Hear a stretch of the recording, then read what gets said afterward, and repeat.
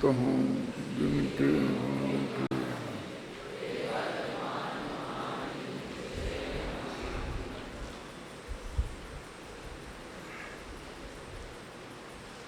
कल अमूर्त दृष्टि अंग तक चर्चा हो गई थी, द्रव्य चिकित्सा और अमूर्त दृष्टि अंग की। अब आज उपगूहन और स्थितिकरण अंग की बात करते हैं। उपगूहन अंग का दूसरा नाम उपबृंहण भी है। उपगूहन माने होता है छिपाना और उपबृंहण माने होता है बढ़ाना। अपने दूसरे के दुर्गुणों को छिपाना और अपने जो है ना गुण हैं उनको प्रकट करना, ये एक तरह से उपगूहन अंग है। और धर्म से यदि हम विचलित हो रहे हों तो स्वयं या साधर्मी दोनों को उसी में स्थिर करना, उसका नाम स्थितिकरण अंग है। 223 और 234 233 और 234वीं गाथा अपन पढ़ते हैं। जो सिद्ध भक्ति जुतो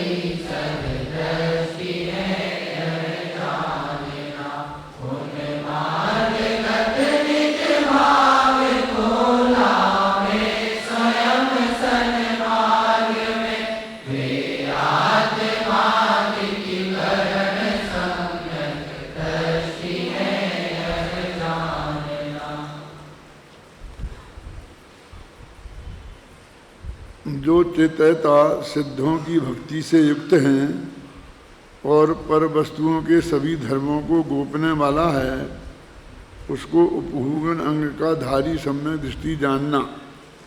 और जो चेतयता उन्मार्ग में जाते हुए अपने आत्मा को सन्मार्ग में स्थापित करता है, वह स्थितिकरण अंग का धारी सम्यक दृष्टि जानना चाहिए। अब ये तो मूल गाथाओं का अर्थ है। इसमें जो आत्मख्याति टीका है, उस आत्मख्याति टीका में उपगूहन की तो वो बात ही नहीं करते हैं, है ना।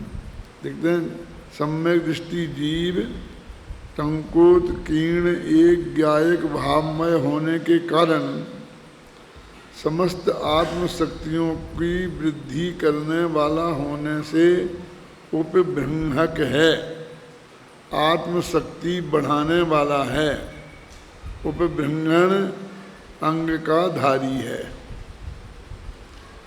मतलब मूल गाथा में लिखा है कि सभी पर वस्तुओं को गोपन करने वाला है, और टीका में लिखा है कि अपने आत्मशक्तियों को बढ़ाने वाला है। सीधा सच्चा अर्थ ये है कि वो पर पे से लक्ष्य हटाकर अपने आत्मा पर लक्ष्य ले जाता है, तो पर का गोपन करने वाला हो गया और अपने आत्मा का आत्मा को बढ़ाने वाला हो गया। और फिर आगे लिखा है कि सम्यक दर्शन ज्ञान चारित्र रूप मोक्ष मार्ग से चित होने पर स्वयं को मोक्ष मार्ग में स्थापित कर देने से स्थितिकरण अंग का धारी है। इसलिए उसे शक्ति की दुर्बलता से होने वाला और मार्ग से च्युत होने वाला बंध नहीं होता, अपितु निर्जरा ही होती है। ये दोनों का मिला करके अर्थ किया है, जैसा कि पिछली गाथा में किया था ना टीका में। आप ऊपर दोनों तरफ संस्कृत में यदि देखेंगे पिछले भी जो है ना निर्जुगुप्सांग और अमूढ़ दृष्टि और ये उपगूहन और स्थितिकरण, तो चारों की दो दो पंक्तियां हैं। आपके पास एक किताब है ना, तो ऊपर की पंक्तियों में देखो बिल्कुल एक सी हैं, इसलिए मैं कहता हूँ इसमें संस्कृत में देखो। अब ऊपर से देखना, ये तो ही सम्यक दृष्टि, चारों के अर्थ ये तो ही सम्यक दृष्टि से शुरू होते हैं। अब टंकोत्कीर्ण गायक स्वभाव मयत्वेन सर्वेष्वपि भावेषु, मान इतना सब में बिल्कुल एक सी पंक्ति है ना, चारों में। और फिर अंत में देखो थोड़ा सा अगला नाम बदल दो, नाम छोड़ दो, तो फिर ततो अमूढ़ दृष्टि कृत नास्ति बंधा किंतु निर्जरैव, ऐसे ही इसमें नास्ति बंधा किंतु निर्जरैव, चारों में अंत में ये मिलेगा। उसमें निर्विचिकित्साकृत बंध नहीं होता, उसमें मूढ़ दृष्टिकृत बंध नहीं होता, इसमें उपगूहनकृत बंध नहीं होता, और इसमें स्थिति का कर्म आत्मा से चलित होने संबंधी बंध नहीं होता, और निर्जरा ही होती है, और आत्मा के विशेषण वही के वही हैं। ये चार बातें बताई हैं इसमें बस सिर्फ कि वे पर पदार्थों के प्रति उनके चित्त में कोई गिलानी का भाव नहीं होता। वो पर पदार्थ कैसे ही हों, उनका प्रणमन कैसे ही हो, उससे हमको क्या लेना देना है। उससे रुचि भी नहीं है तो गिलानी भी नहीं है। कल परसों अपन ने ये बात बताई थी कि हमें राग भी नहीं है और द्वेष भी नहीं है। अब अगर मूढ़ दृष्टिकृत बंध नहीं होता, माने तत्व के बारे में, आत्म तत्व के बारे में मूढ़ दृष्टि नहीं है, माने मिथ्या बुद्धि नहीं है, ये मूढ़ दृष्टिकृत बंध नहीं होता। और अमूढ़ दृष्टि माने उसके बारे में उसकी समझ पूरी पक्की और सच्ची है।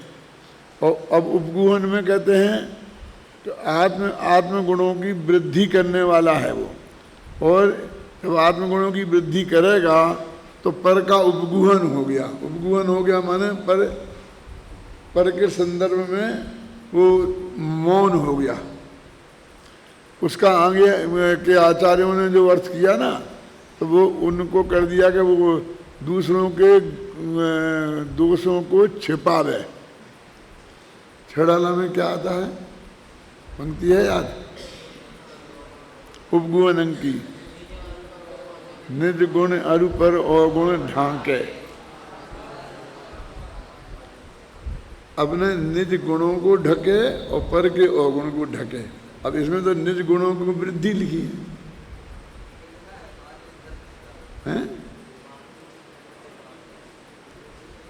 है ना, क्लियर है ना, निज गुण अरु पर अवगुण ढांके हैं। तो निज गुणों को, अपने गुणों को ढके और दूसरे के अवगुणों को ढके। और जबकि इसमें तो निज गुणों की वृद्धि करे है, ढकने की बात नहीं है ना। इस तरह के हिंदी पद्यानुवाद में कई जगह गड़बड़ियाँ हुई हैं।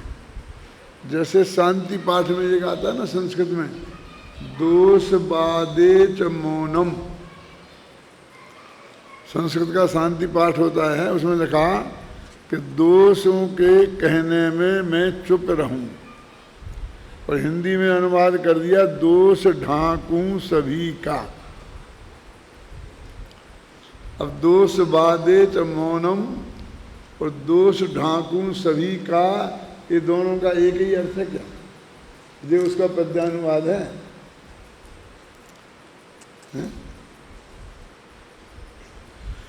क्योंकि एक तो उसके बारे में हम चुप हैं, ना हम उसको ढक रहे और ना हम उसके बारे में उसको खोल रहे, दुनिया को कहते फिर रहे हैं कि उसमें ये खराबी है, उसमें ये खराबी है। और मौनम का तो अर्थ ये है और उसको ढकना, हम उसमें प्रयत्न पूर्वक उसको ढक रहे। वास्तव में यहाँ भी पर के संदर्भ में उपगूहन का अर्थ यही है कि उसके बारे में हमने अपने दृष्टि से उसे हटा दिया। कि जगत तो जगत जैसा है, हम कहाँ कहाँ उलझेंगे। और प्रत्येक पदार्थ नित्य परिवर्तनशील है। त्रिकाली ध्रुव भी है, लेकिन यहाँ वो परिवर्तनशील जो पक्ष है उसकी चर्चा करते हैं। ये कह रहे कि अभी कल बुरा था, आज अच्छा है, आज अच्छा है कल फिर बुरा हो जाए। एक एक क्षण में उसकी परिणति बदलती है। क्यों? अब जब हमने उसकी परिणति बुरी देखी तो बुरी देखकर हम उसकी निंदा करने लग गए, तब तक उसकी परिणति सुधर गई हो। और हम उसकी परिणति देखकर, अच्छी देखकर प्रशंसा करने लग गए और तब तक उसकी परिणति बिगड़ गई हो। शास्त्रों में एक बहुत बढ़िया उदाहरण आता है इसके लिए। एक मुनिराज थे, वो जंगल में बैठे हुए थे और जंगल में भयंकर आग लग गई। तो वो रिद्धिधारी मुनिराज थे, तो चारों तरफ जंगल जलता रहा और उनके चारों तरफ का एरिया बिल्कुल सुरक्षित रहा। क्या? तो वहाँ और भी बहुत से लोग थे, तो उनने देखा चारों तरफ आग लग रही है और हम बीच में हैं, यहाँ बिल्कुल सुरक्षित हैं, तो क्या कारण है? तो उनने देखा कि ये मुनि महाराज यहाँ विराजमान हैं, तो ये इनकी वजह से हुआ है। इतने में वे मुनिराज वहाँ से उठ करके चले गए थे और दूसरे मुनिराज वहाँ आकर के बैठ गए थे। तो उनने जाकर के उनकी प्रशंसा करना शुरू की कि आपकी वजह से हम बच गए। तो उन मुनिराज को तो पता था कि वो मेरी वजह से कुछ नहीं हुआ है, मैं तो अभी अभी आया हूँ। लेकिन उन्होंने कहा कि बोल रहे तो बोला, तो हमें क्या लेना देना। अच्छा, थोड़ी प्रशंसा हो रही है अपनी, क्या नुकसान है। तो ऐसी प्रशंसा सुन करके वे अंदर में गदगद हो रहे थे और वे लोग चले गए। तो वहीं पास में जहाँ गए वहाँ केवली भगवान विराजमान थे। तो उनने जाकर उनसे वहाँ पूछा कि जो मुनिराज अभी जंगल में बैठे थे और उनकी हम बहुत स्तुति करके दर्शन करके आए हैं, तो उनके अभी कैसे परिणाम हैं। तो भगवान की दिव्य ध्वनि में आया कि यदि वे अभी मरें हैं तो दुर्गति में जाएंगे। तो वे लौट के आए और उनने देखा, तब तक उन्हें यहाँ केवल ज्ञान हो गया था। तो उनने उनसे पूछा कि उनने तो कहा था कि दुर्गति में जाएंगे और आपको जहाँ केवल ज्ञान हो गया, ये क्या। तो उनने कहा तुमने ऐसा पूछा था कि इस समय मरें तो उनने उस समय के परिणामों का फल बताया था। मैं कहाँ जाऊंगा ये पूछते तो वे मोक्ष जाना ही बताते। तो हमारे प्रश्न में और उत्तर में और कथन में कैसे अंतर हो जाता और परिणामों की बदलता, क्योंकि उन्होंने उसके बाद उन्हें एकदम ख्याल आया कि मैं कैसे खोटे परिणामों में चला गया, और उनने अपने परिणामों को संभाला और अंदर में चले गए। अंतर मुहूर्त तक अंदर में रहे तो केवल ज्ञान हो गया। मैं इस बात के लिए उदाहरण दे रहा हूँ कि एक एक व्यक्ति के परिणामों का क्या ठिकाना है। हम एक एक समय के परिणामों के आधार पर उसके बारे में अच्छे बुरे का निर्णय कर लेते हैं, ये सही नहीं है। यहाँ तो आचार्य यही कह रहे क्या, वो तो गोपन करी कि हमको उससे कोई मतलब ही नहीं है, हर एक के बारे में ये निर्णय करते फिरना, इसकी हमें क्या जरूरत है कि वो अच्छा है या बुरा है?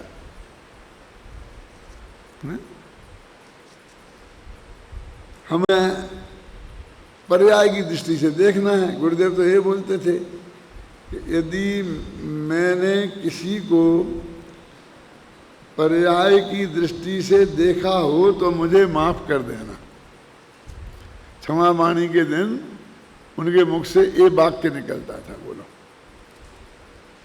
क्योंकि ये सामने वाला और मैं स्वयं, ये दोनों निश्चय नए से द्रव्य दृष्टि से तो स्वयं भगवान स्वरूप ही है ना, और पर्याय तो प्रतिवचन बदलती रहती है। तो मैं किसी को उस पर्याय के पक्ष से देखूं ही क्यों? क्योंकि उसके पर्याय के परिवर्तन से मेरे को कोई लाभ हानि नहीं है।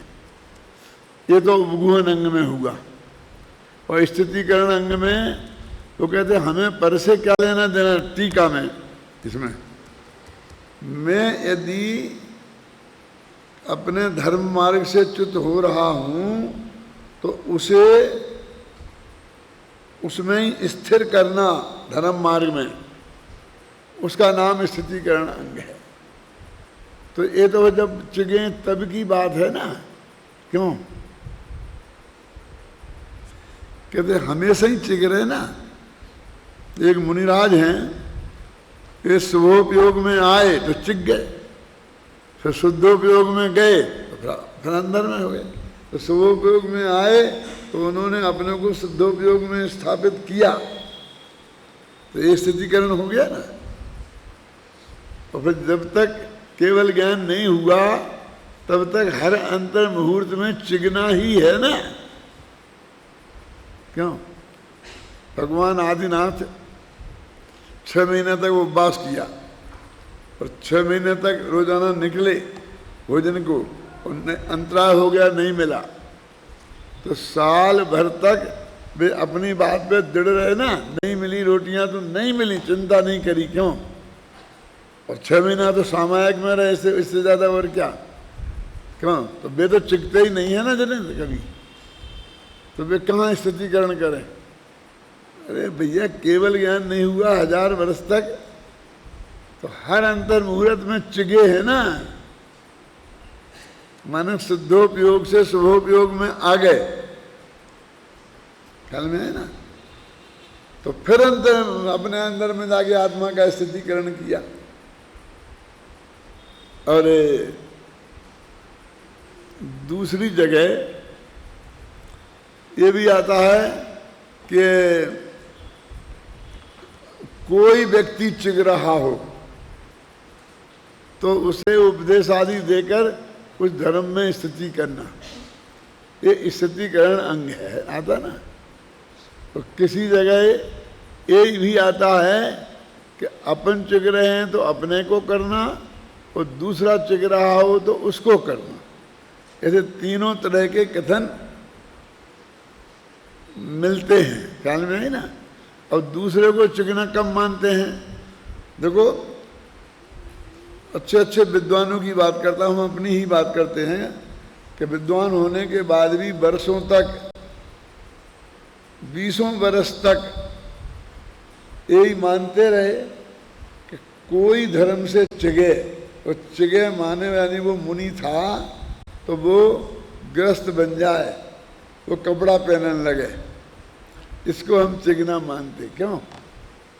आलू नहीं खाता था तो आलू खाने की इच्छा उसे हो जाए और वो आलू खाने लगे, तो हम उसे समझाएं कि देख भैया, इसमें अनंत जीव हैं। रात्रि भोजन नहीं करता था तो रात्रि भोजन करना लगे, तो हम उसे समझाएं। इसी को हम स्थितिकरण समझते थे। जब हम समझते थे 20 वर्ष तक, तब मुझे बार बार विकल्प आता था कि ये अंग हमारा कैसा हुआ कि जब कोई डिगे तब उसे हमें स्थितिकरण करने का मौका मिले, और कोई डिगे ही नहीं तो हैं?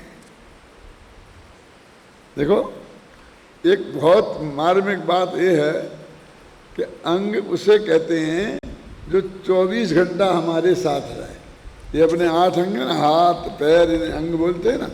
अष्टांग नमस्कार, पंचांग नमस्कार। ये उंगली है उपांग, ये हाथ है अंग, ये जानते हैं आप।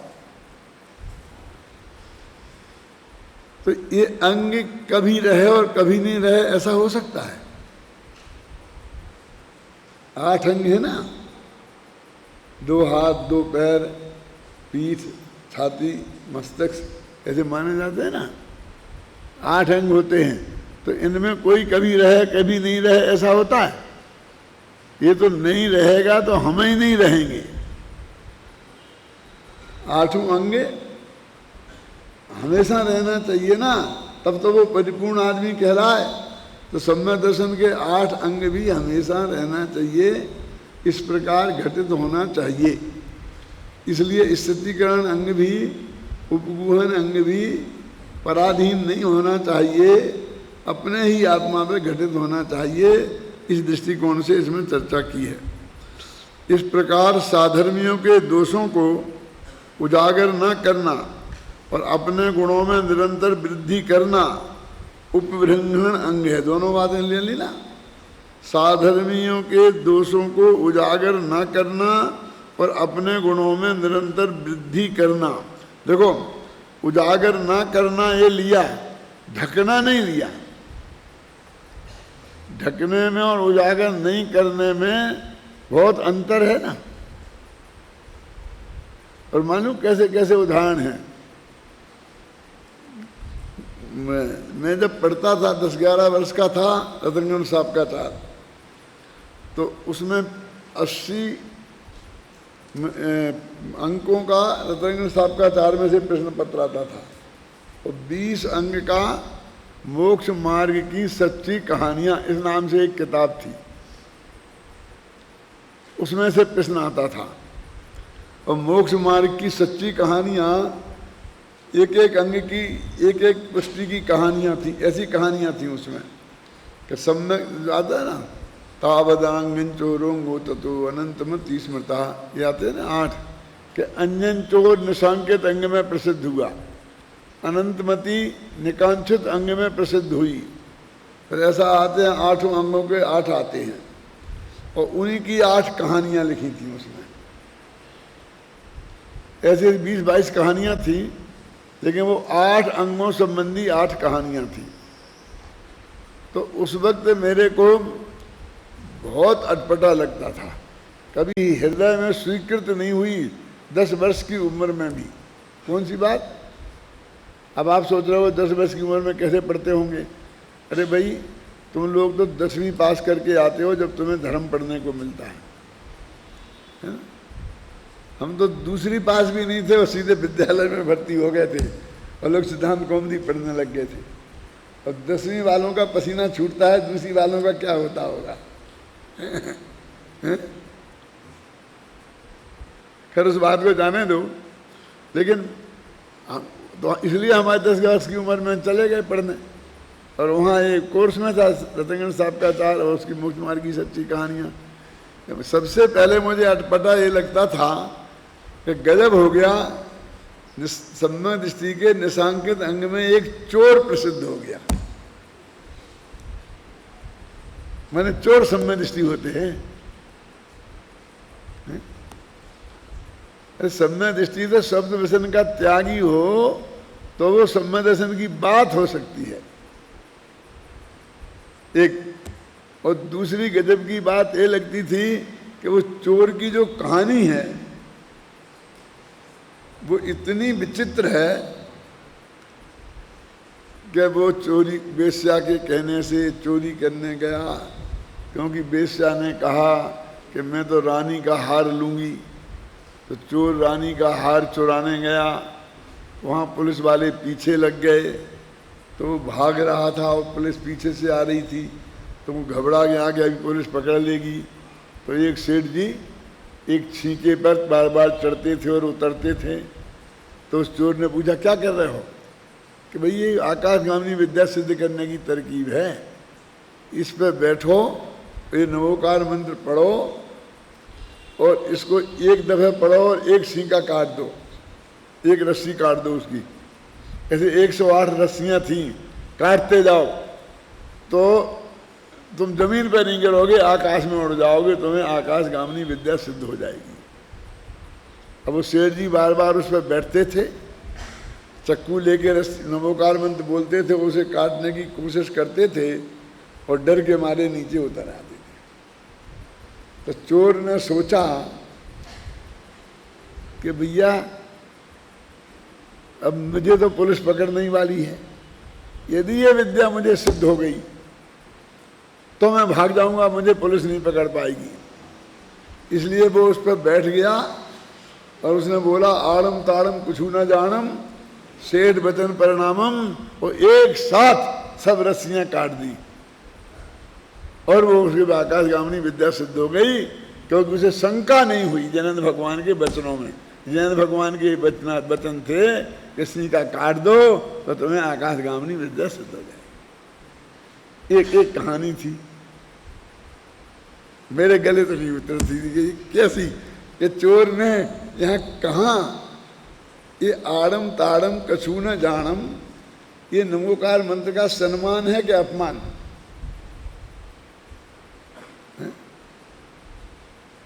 यहाँ तो उसी रतनगढ़ साहब का चार में ये लिखा था, नहीं अक्षरो न्यूनम मंत्रो निहंती विष वेदनाम, अक्षर से हीन मंत्र हो तो सांप की विष की वेदना को दूर नहीं करेगा।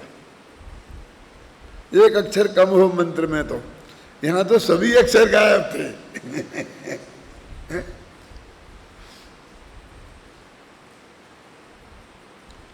और सेठ वचन परिमाणम में सेठ के वचनों की श्रद्धा है, तो वहां तो भगवान के वचनों की जिनवच में शंका न धार है। यानी सेठ कहाँ से आ गए? अब वो सेठ भी कैसा, जिसे खुद भरोसा नहीं है और बार बार उतर रहा और चढ़ रहा है। अब हम कहते भी थे कि ये क्या हुआ, वो सम्मानिष्ठी था चोर, तो कह नहीं नहीं वो बाद में सम्मानिष्ठी हो गया, फिर वो मुख चला गया। तो वो तुम जो कहानी सुना रहे, जो घटना सुना रहे, वो तो ये सुना रहे हो, और बाद की तो बात कोई घटना होगी। तो उस वक्त मैं इस बात की आलोचना करता था हर प्रवचनों में, जब बाद में पंडित हो गया तब भी। अब फिर लोग कहते थे कि सतंगण उसमें श्रावकाचार्य में समंत भद्र ने लिखी है, और समंत भद्र आचार्य के प्रति मेरी बहुत अगाध श्रद्धा थी। तो मैं कहता समंत भद्र तो झूठ नहीं हो सकते हैं, तो समंत भद्र के विरुद्ध अपन खड़े हो गए ना। तो मैं ये कहता था कि नहीं, समंत भद्र ने तो सही लिखा। फिर कैसे सही लिखा? क्योंकि एक कहानी समंत भद्र ने थोड़ी बताई, कहानी तो किसी दूसरे भट्टारक ने लिख दी है। वो उनके दिमाग में कोई चोर होगा क्या, जो पहले कभी चोरी करता रहा होगा, बाद में सब में दृष्टि हो गया होगा और वो चोरी कहलाता रहा होगा, और उसको कोई ऐसी घटना घटी होगी जो जिनेंद्र भगवान की शंका की बात नहीं हो, तो उसका उन्होंने संकेत किया होगा। इसने आदमी ने ये ठोक दी, और उसमें लिखा था मोक्ष मार्ग की सच्ची कहानी है। ये सच्ची कहानी है तो झूठी कैसे होती है? कौन होती है सर? ऐसे जैसे 8 अंगों की ऐसी ऐसी थी, जो बिल्कुल गले उतरने जैसी बात उसमें नहीं थी, कि जिनेंद्र भगवान के वचनों में शंका नहीं करना। तो वो ये कहते हैं जिनेंद्र भगवान के वचन माने क्या? तो वे त्रिकाली जो तुम्हारा भगवान आत्मा है, इसका स्वरूप जो उनने बताया है कि एक द्रव्य दूसरे द्रव्य का करता नहीं है, कोई तुम्हारा भला बुरा नहीं कर सकता है, तुम्हारा भला बुरा तुम्हारे परिणामों पर ही निर्भर है, लोक में जिसे हम भला बुरा कहते हैं। ये जिनेंद्र भगवान के वचन हैं, और इसमें किसी की शंका नहीं होना है। अभी देखिए, ये निज गुण अर पर अवगुण ढांके, अब अपने गुणों को ढके। यहाँ तो लिखा है कि अपने गुणों को उजागर करे,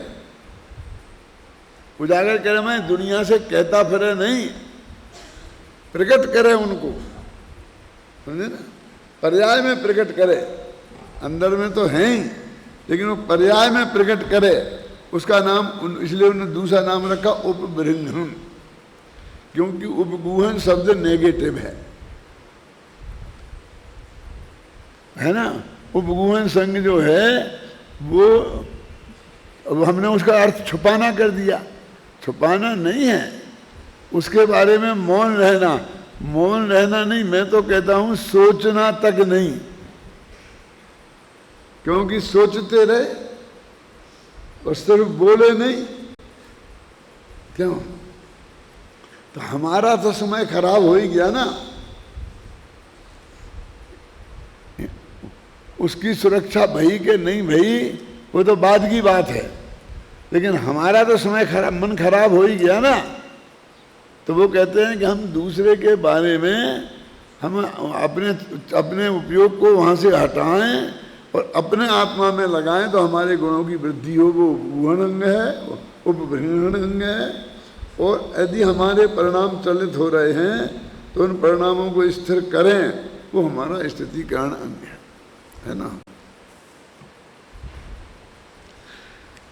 तो इसलिए जो अपन ने पढ़ी थी ना, भी इसमें कल पढ़ा था, वो सब बारी बातें, तो उनके हिसाब से निष्कर्ष लिखा है, इस प्रकार साधर्मियों के दोषों को उजागर न करना और अपने गुणों में निरंतर वृद्धि करना उपबृंहण अंग है, और स्व और पर को मुक्ति के मार्ग में दृढ़ता से स्थापित करना स्थितिकरण अंग है। वास्तव में पर को तो हम कर ही क्या सकते हैं, लेकिन उपदेश के द्वारा, खासकर जब समाधि में लेते हैं तो बहुत तकलीफ होती है, तो परिणामों में विचलितपना आ जाता है, तो वहाँ उपदेशादि के द्वारा एक मुनि दूसरे मुनि को समझाते हैं, एक ग्रस्त दूसरे ग्रस्त को समझाते हैं, तो उसका नाम स्थितिकरण है। देखो ये निकालो, ये अपनी किताब अनुशीलन,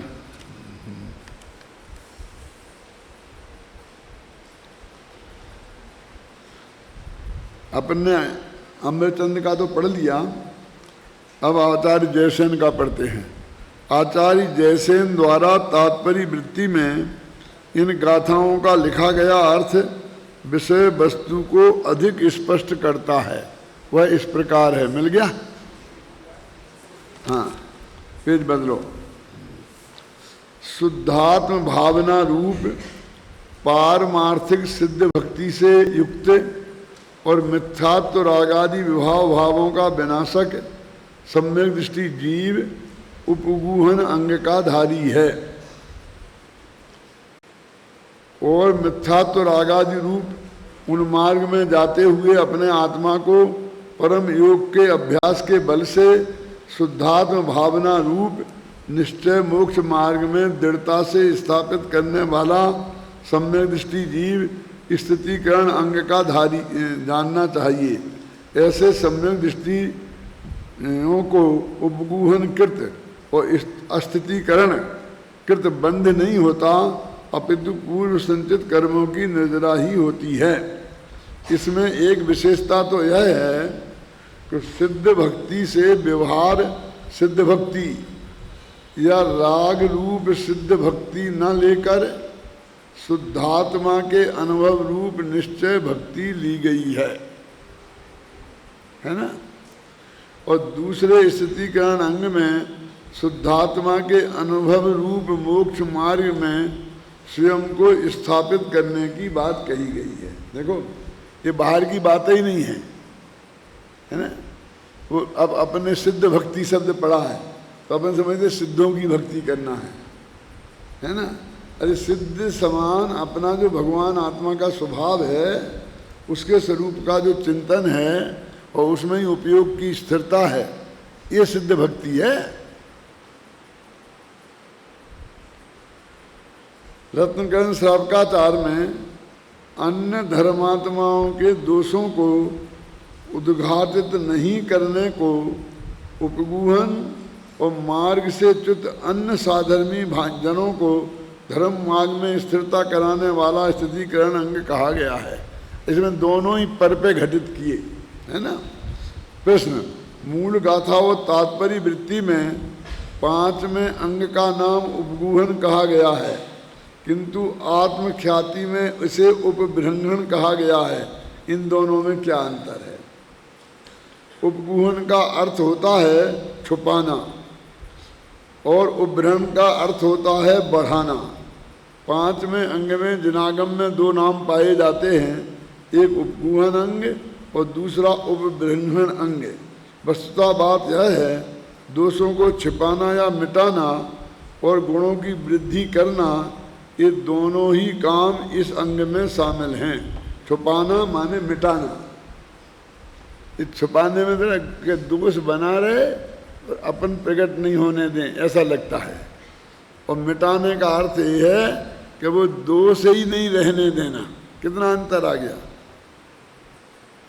है ना। दोषों को मिटाने या छुपाने की अपेक्षा इसे उपगूहन कहा जाता है और गुणों में वृद्धि करने की अपेक्षा इसे उपबृंहण कहा जाता है। पुरुषार्थ सिद्धि उपाय में उपबृंहण और उपगूहन दोनों की ही चर्चा है और स्थितिकरण में स्व और पर दोनों के स्थितिकरण की बात कही गई है। ये तो मैं बता चुका ना, कहीं अकेले वृद्धि करने की बात है, अकेले स्व को, कहीं अकेले पर को और कहीं दोनों को।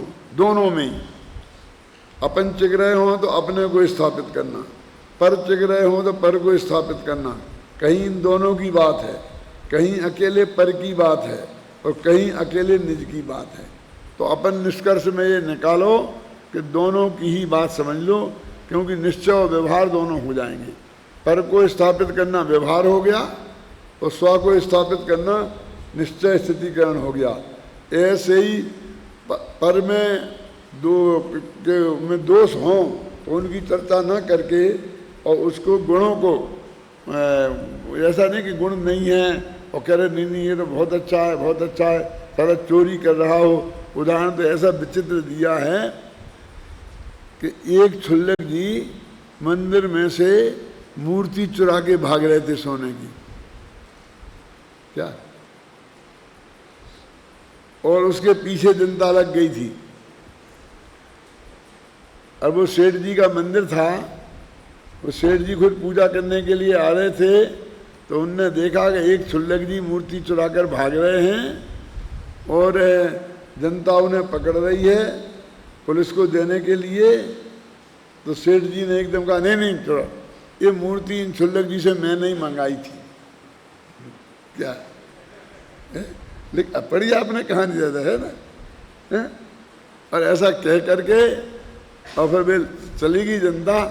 तो फिर उनको समझाया कि तुम ऐसा नहीं करो, ये तो अच्छा नहीं है। और इस चोर को चोरी कर रहा है और ये कहना कि इसने चोरी नहीं की, ये उपगूहन अंग है कि फिर वो तो धर्मात्मा को किया जाता है। तो चोरी करने वाला वो धर्मात्मा है और क्षुल्लक के भेष में चोरी कर रहा है, ये तो और भी बड़ा बुरा है।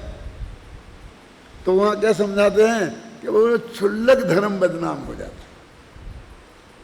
आज भी ये तर्क दिया जाता है कि यदि तुम्हें मुनियों की में जो कमियां हैं उन्हें बताओगे अथवा उनको देख करके उन्हें नमस्कार आदि नहीं करोगे तो मुनि धर्म की निंदा हो जाएगी।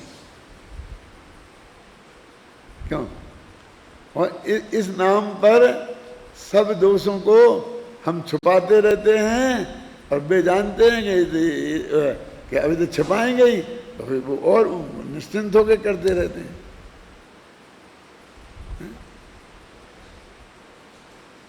ये सही है क्या?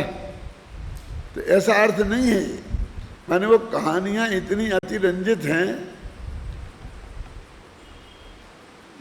अब वास्तव में स्थिति ऐसी बनी, इतिहास की दृष्टि से विचार करें ना, कि ये जो 10वीं शताब्दी से लेकर के और 20वीं शताब्दी के बीच में जहाँ से भट्टारक परंपरा का उदय हुआ 10वीं शताब्दी के पहले, और वो धीरे धीरे बहुत शुरू तो ऐसा हुआ था।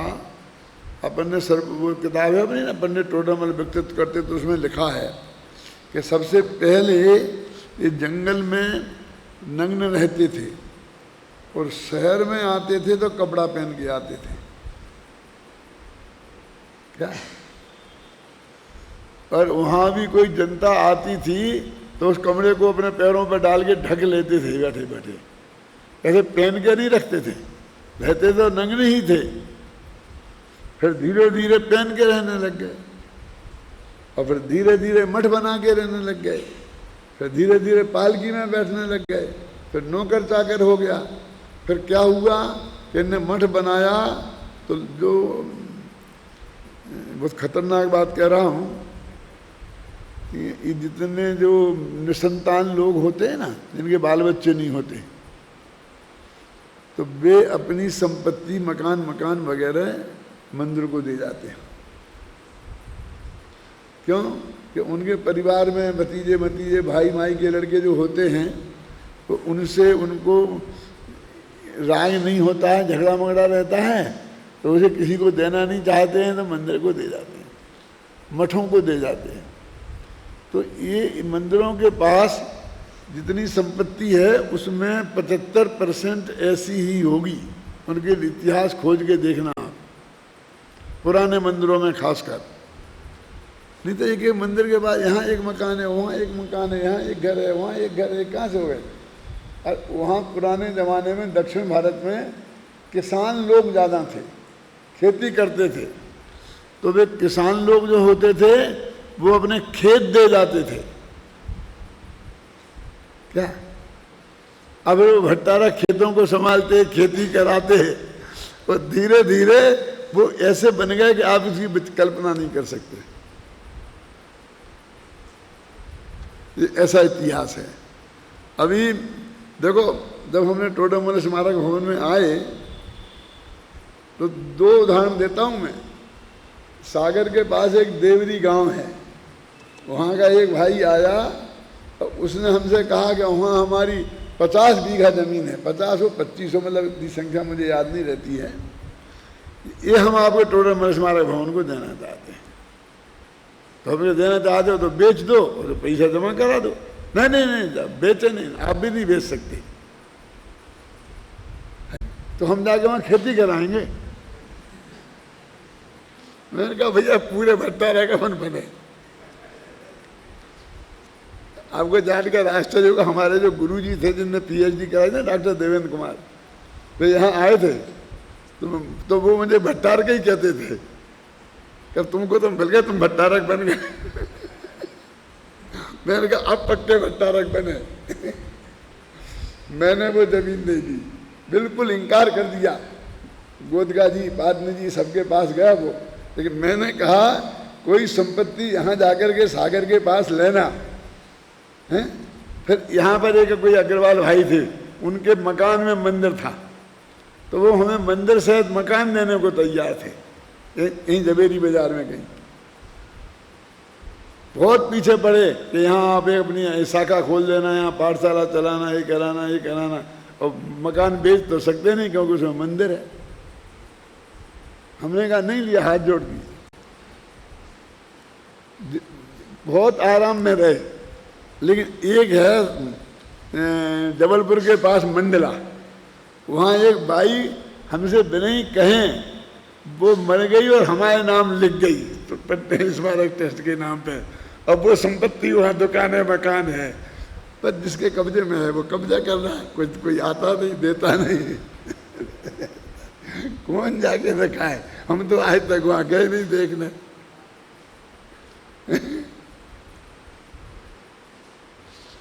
ऐसे ये भट्टारकों की पोजीशन थी। वो भट्टारक लेते गए और वे बहुत बड़े जमींदार जागीरदार बन गए। वे खेती करने लग गए, मकानों का किराया वसूल करने लग गए। अब आजकल श्रवणगोल भट्टारक के पीछे कितनी संपत्ति है देखो। हर भट्टारक मठ के पास कितनी संपत्ति है, चारों तरफ खेत हैं, ये हैं, वो हैं, सब। अब समस्या क्या खड़ी हुई असली, कि वो भट्टारक अपने को साधु मानते हैं। ये दक्षिण भारत के विद्यार्थी यहाँ बैठे होंगे, उनने सब देखते होंगे। अब वो साधु मानते हैं अपने को, और पंडिताचार्य न मालूम कैसी डिग्रियाँ लगाते हैं, और फलाने आचार्य ऐसे लगाते हैं। अब वो उन लोगों को, कुछ लोग टोडरमल जी जैसे, उन्हें साधु मानने को तैयार नहीं थे, तो उनके प्रति विद्रोह होता था। तो उनने इस मध्य युग में ऐसी हजारों कहानियां लिखी। कैसी? वो कहानी का एक ही पैटर्न है। हजारों कहानियां ऐसी मिलेंगी जैन धर्म में कि एक ज़्यादातर औरत है, एक लड़की है, वो बैठी थी, मुनिराज आए, मुनिराज माने भाई भट्टारक आए, तो उसने उनकी उपेक्षा करी, उनकी तरफ देखा नहीं ढंग से, उन्हें पड़गाहा नहीं, उनका सम्मान नहीं किया, नमस्कार नहीं किया। तो इस पाप में मर के फिर वो नरक गई, फिर आइए एक कुकरी हुई, सूकरी हुई, फिर नरक गई, ये 4-6 दफ़े नरक गई, 4-6 दफ़े कुकरी सूकरी भई, और अंत में फिर जाकर के एक बहुत गंदी लड़की किसी के यहाँ पैदा हो गई, बिल्कुल गरीब के घर में। एक स्टाइल पे सैकड़ों कहानियाँ हैं। फिर वहाँ पर किसी ने उसे बताया कि तूने मुनिराजों की निंदा की थी, इसके फल में तूने इतने इतने तो भोगे हैं, अब तू उनकी वो कर। तो उसने फिर मुनिराजों की खूब भक्ति करी, प्रशंसा करी, आहार दान दिया, तो फिर वो स्वर्ग गई। फिर एक दफ़े मनुष्य हुई, फिर स्वर्ग गई, 2-4 दफ़े ऊपर गई, ऐसे गोते लगाए, पहले ऐसे लगाए थे फिर ऐसे लगाए थे, और फिर स्त्रीलिंग छेद के मनुष्य हो गए, मोक्ष चली गई। ऐसी सैकड़ों कहानियां हैं कि इसलिए कोई भी आदमी मुनि की निंदा नहीं करे, वे कैसे ही हों। माने अपनी की जबान बंद करने के लिए तो ये सब महिलाओं पे कहानियां क्यों लिखी गई? क्योंकि महिलाएं बहुत डरपोक होती हैं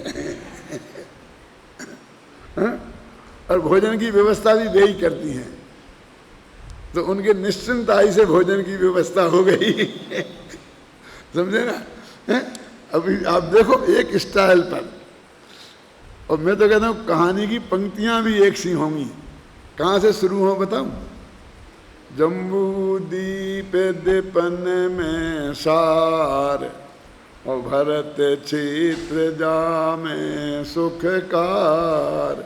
ऐसी पंक्ति आएंगी, 10-5 पंक्ति आएंगी। फिर आएगा एक समय बेपोला चल तीर, समूह शरण आयो महावीर। फिर वो 10-5 पंक्तियाँ आएंगी। फिर आएगा कि राजा सैनिक उनके दर्शन करने के लिए हाथी घोड़ों पर बैठ के गए, और फिर उन्होंने पूछा कि उसकी कहानी सुनाओ, किसकी? मनोरमा की, अथवा जो कुछ भी हो, मैं ज़्यादा नाम नहीं लेना चाहता हूँ। और भगवान ने कहानी सुनाई, और वो कहानी फिर ऐसी कहानी थी जो बताए, मैंने कहानी बता दी ना। बस इसी स्टाइल में वो कविताओं में ऐसी कहानियाँ हैं। हमारे बुंदेलखंड में शील कथा और दर्शन कथा 2 कथाएं चलती थी।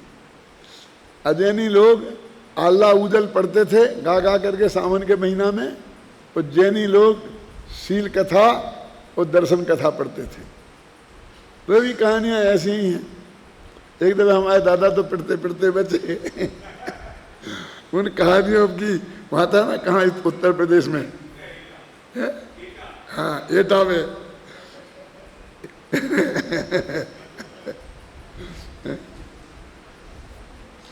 मैं उसकी लंबी कहानी तुम्हें नहीं सुनाना चाहता हूँ।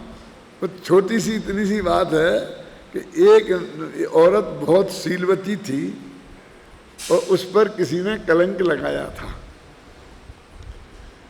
तो वो एक नगरी थी, उस नगरी के दरवाजे थे बड़े बड़े, वे दोनों ही बंद हो गए, और हजारों और लोगों ने खोले, लेकिन खुले नहीं। तो आकाशवाणी भई कि जो महिला शीलवती होगी वो इसको खोलेगी, पैर लगाएगी तो ये खुल जाएंगे। तो सब हजारों महिलाओं ने लगाए, लेकिन वे नहीं खुले। फिर उसने लगाए, जिस पे वो बात हो रहा था ना, उसने पैर लगाया जोर ऐसा, और वो एक दरवाज़ा खुल गया। तो उसकी सील की महिमा हो गई कि देखो ये पक्की शीलवती है। तो एक दरवाज़ा आज तक बंद है कि क्यों? कि फिर कोई बाहर गई होंगी महिलाएं, वे कहेंगी कि नहीं हम खोल देते, इसमें क्या है? तो फिर तुम खोल के देखो। तो आज तक नहीं खोले, बहुत लोगों ने कोशिश की। तो इस तरह वो सील की महिमा उस महिला की बताई। दादा ने ये कहा कि मेरे सामने वो कभी होता तो मैं उसको एक चांटा मारता, तो झगड़ा खड़ा हो गया।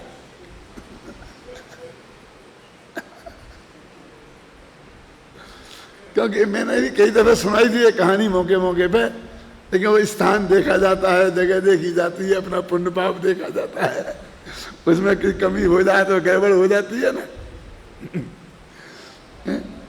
उसमें ये है कि एक की सील की महिमा हुई कि सारी महिलाओं को कुशीलवती बता दिया। कैसी कहानी गढ़ी देखो, क्या हजारों महिलाओं ने पहले ने पैर लगाया और वो नहीं खुली, तो वे शीलवती नहीं है, सिद्ध हो गया।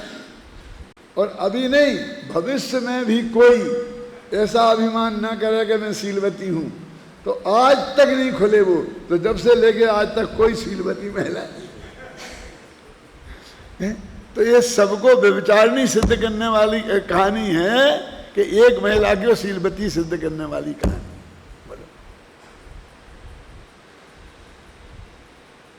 वो एक कहानी नहीं, ऐसी सैकड़ों कहानियां हैं।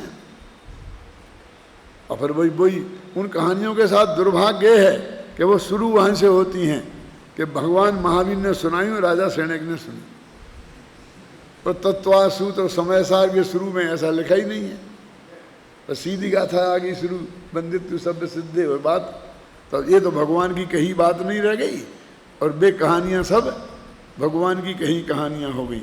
अभी आप जाओ उधर और उनके व्याख्यान सुनना, कोई इसी टाइप की कहानियां आपको सुनाएंगे कि बस कोई आदमी उनके दोष नहीं देखे, बस नहीं तरह से बहुत तकलीफ होगी।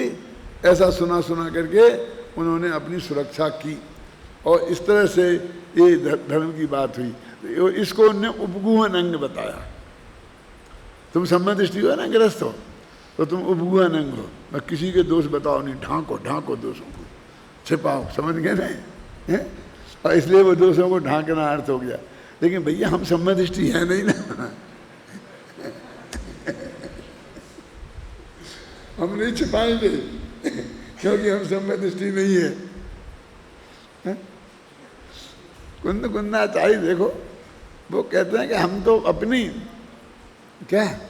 अपने आत्मा उभ्रंग, अपने आत्मा की शक्तियों को बढ़ाना माने निर्मलता रूप से प्रकट करना, और गिरते हों तो गिरने नहीं देना। तो निरंतर शुभोपयोग से सिद्धोपयोग में जाना, और सिद्धोपयोग से गिरे तो आना। ये तो मुनिराजों पर घटित होगा। फिर नीचे के 5 में, चौथे गुण स्थान वाले में जैसी जैसी भूमिका है उसके अनुसार उन्हें घटित करना। देखो पंडित जयचंद जी छाबड़ा भावार्थ में इसे इस प्रकार स्पष्ट करते हैं। सम्यक दृष्टि उपगुहन गुण युक्त है। उपगुहन का अर्थ है छिपाना। यहाँ निश्चय नय को प्रधान करके कहा है कि सम्यक दृष्टि ने अपना उपयोग सिद्ध भक्ति में लगाया हुआ है, और जहाँ उपयोग सिद्ध भक्ति में लगाया वहाँ अन्य धर्मों पर दृष्टि ही नहीं रही। देखो छिपाना शब्द लिख रहे क्योंकि वो लिखा था क्या करें, लेकिन उसका अर्थ ऐसा करे जयचंद छाबड़ा। इसलिए वह समस्त अन्य धर्मों का गोपने वाला और आत्मशक्ति का बढ़ाने वाला है। इस गुण का दूसरा नाम उभ्रंगण भी है। उभ्रंगण का अर्थ है बढ़ाना। सम्यक दृष्टि ने अपना उपयोग सिद्धों के स्वरूप में लगाया है, इसलिए उसके आत्मा की समस्त शक्तियाँ बढ़ती हैं, आत्मा पुष्ट होता है, इसलिए वह उपभ्रंगण गुण वाला है। इस प्रकार सम्यक दृष्टि की आत्मशक्ति की वृद्धि होती है, इसलिए उसे दुर्बलता से जो बंद होता था वह नहीं होता, निर्जरा ही होती है। यद्यपि जब तक अंतराय का उदय है तब तक निर्बलता है, तथापि उसके अभिप्राय में निर्बलता नहीं है, किंतु अपनी शक्ति के अनुसार कर्मोदय को जीतने का महान उद्यम बरतता है। देखो ये भट्टारक लोग उधर ही नहीं थे, जयपुर में भी थे। जयपुर पहले जयपुर नहीं था, ये तो जंगल था, और ये आमेर और सांगानेर 2 नगर थे। आमेर थी राजधानी जहाँ पर राजा लोग यहाँ रहते, मान सिंह वगैरह राजा थे ना यहाँ के, जिसने अकबर के इसको अपनी बहन दी थी जोधाबाई, वो मान सिंह आमेर के राजा थे। और सांगानेर जो है ना इधर जहाँ तुम्हारा कॉलेज है, वो सांगानेर में बहुत अच्छा शहर था जिसमें जैनियों की बस्ती बहुत थी। वहाँ भी 1000 वर्ष पुराने मंदिर हैं। जयपुर को तो बने ही 250 वर्ष में। फिर एक जयसिंह नाम का राजा हुआ, तो उसने ये जयपुर बसाया अपने नाम से, जयपुर, जयसिंह का नाम से जयपुर, ये बीच में। तो ये जयपुर को व्यवस्थित ढंग से, उसका एक विद्याधर नाम का उसका इंजीनियर था उसके पास, उसने ये सारे नक्शे बनाए, प्लानिंग की, वो सीधे सीधे रोड, सीधी सीधी गलियाँ, और वहाँ से लोगों को लाला करके बसाया। तो जवेरियों की दुकान जवेरी बाजार, तो ये हल्दी की बेचने वालों की दुकान तो हल्दियों का रास्ता, जहाँ घी की दुकानें थी तो घी वालों का रास्ता, है ना, नाइयों की दुकान थी तो नाइयों का रास्ता, धोबी की दुकानें तो धोबियों का रास्ता, ऐसे नाम से रास्ता से नगर बनाए बिल्कुल व्यवस्थित। और ये चाकसू वाले बांग्लों को एक चौक दे दिया कि तुम यहाँ रहो। चाकसू से गांव से लोग आए, टोडरमल जी के पूर्वज चाकसू से आए थे, इसलिए उनका यहाँ घर चाकसू के चौक में था। ऐसे जो यहाँ पर है ना चाकसू का चौक, फलाना चौक, तो ये ऐसे बसाया जयपुर को। तो धीरे धीरे वे दोनों ही उजड़ गए, सांगानेर और आमेर। तो ये जयपुर पनप गया और वे दोनों उजड़ गए, क्योंकि राजधानी यहाँ आ गई आमेर की। तो सांगानेर में टोडरमल जी के पूर्वज एक जोधराज गोदिका रहते थे, और उनका एक लड़का भी था, क्या नाम था उसका, ऐसे था, एक नाम ऐसी था। वे थे तो वे बिल्कुल अध्यात्मी थे, और बनारसी दास का जो अध्यात्म आगरा में चला था उसके अनुयायी थे। तो आमेर के भट्टारक नरेंद्र कीर्ति, यहाँ भी भट्टारकों का राज्य था, सांगानेर में उनका चौमासा हुआ था। तो चौमासे में वो जोधराज गोतिका जिनने संयुक्त कौमुदी नाम की किताब लिखी है, बीच बीच में प्रश्न बहुत करते थे ये अध्यात्म संबंधी, तो वो भट्टारक जी जवाब नहीं दे पाते थे, तो वे बहुत परेशान होने लगे। लेकिन उनका बहुत साम्राज्य था, जनता उनके बहुत पक्ष में थी। तो उन जोधराज गोतिका को उनने भरी सभा में जूते मार मार कर पिटवा करके मंदिर में से निकाला। हाँ, उनके लड़के का नाम था अमरचंद गोतिका, जिसे भी लोग अमरा अमरा कहते थे। तो इन दोनों बाप बेटे ने, इनके साथ और 12-13 आदमी हो गए, और वो 2.5 पेड़ी का मंदिर है, वो मंदिर बनाया। जो संपन्न थे जोधराज गोतिका, तो उनने अपना अलग मंदिर बना लिया। अभी भी 2.5 पेड़ी कहलाता है, छोटा नीचे का मंदिर है, वहाँ पर सांगानेर में ही है ना, वो मंदिर उनने बनाया। और वे 12-13 आदमी मिलकर के वहाँ स्वाध्याय करते थे। तो वे कहते थे 13 लोगों ने मिलके बनाया, इसलिए इसका नाम पड़ गया 13 पंथ। और वे कहते जा 13 पंथ तू संभाल, तो ऐसा उनको कहते 13 पंथ है, ये 13 पंथ है, ये हमारा पंथ नहीं है,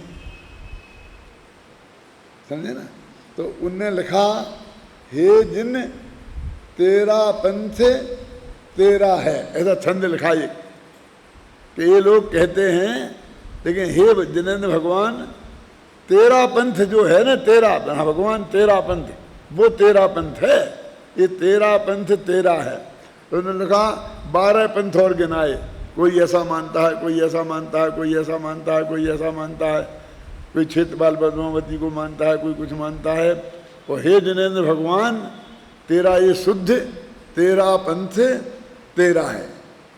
तो ये जयपुर में भी उनका बहुत आतंक था, मतलब इस एरिए में भी। लेकिन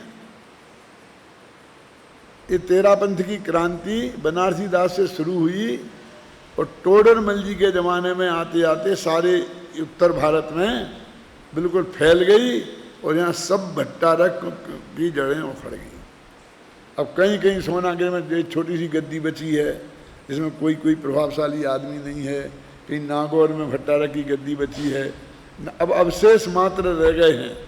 महावीर जी में भी एक ऐसी गद्दी लगी रहती है कोने में कि जब भट्टारक की गद्दी है, ये कोई आदमी नहीं है वहाँ। और अभी दक्षिण भारत में वो सुरक्षित है। अभी तुम लोग तैयार हो रहे हो तुम जाके वहाँ कोई झगड़ा करना, ये मैं बिल्कुल नहीं कह रहा हूँ। तुमने उन्हें उखाड़ने की कोशिश की तो बेटा तुम उखड़ जाओगे, वे नहीं उखड़ेंगे। तुम तो उनसे बिल्कुल कोई बैर विरोध लिए बिना अपने तत्व की बात ही करना, समझे ना। ये तो एक कहानी थी, मैं तुमको सुना दी, सिर्फ तुम्हारी जानकारी के लिए, समझे ना। पहलवानी मत दिखाना।